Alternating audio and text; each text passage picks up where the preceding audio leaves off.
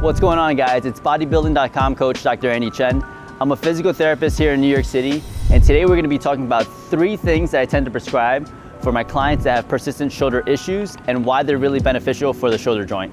So the first exercise is going to be a kettlebell arm bar. I love this exercise because it puts your shoulder in a more compromised position, but if you start off light and gradually build up to a heavier weight, it's super good for shoulder health.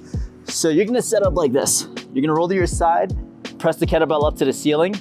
As you're transitioning to an arm bar, this leg and this arm is gonna push into the ground and reach towards the ceiling, or in this case, the sky, and you're just gonna relax in this position.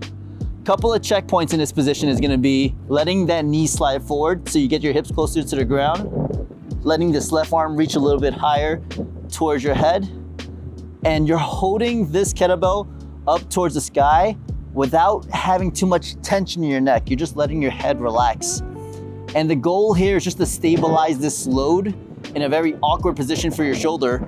Over time, it's gonna feel a little bit easier. And once you can build up to 45 seconds, you're gonna progress into a heavier weight. So the second exercise that I love to prescribe for clients that are having persistent shoulder issues is heavy carries. The good thing about heavy carries is that when you hold something heavy, the shoulder wants to get pulled out of the socket by that traction force. So the rotator cuff muscles have to work overtime in order to stabilize your shoulder joint. So in this position, if I'm carrying something heavy, this kettlebell is weighing that shoulder down, so the rotator cuff muscles are working to keep that humerus bone in the socket. So with heavy carries, you can either march in place, or you can actually just move and carry them for a couple of yards, but you wanna keep something consistent. I typically will go for 10 marches per side, or I'll carry for 25 yards. If it feels pretty easy, then you can start to increase the weight. The goal is to keep the arm slightly away from your torso and not walk like this. You still want to try to stay as upright as possible. Give that a go, and let's move on to tip number 3. So the third exercise that I love for the shoulders is a side lying press. A lot of times we're told to kind of pin our shoulder blades down and back. The tough part about that is that if you pin your shoulder blades down and back, your shoulder blades don't move and you lose mobility over time. With the side lying press, we get a lot of protraction and external rotation happening at the shoulder blade to help promote the overhead movement.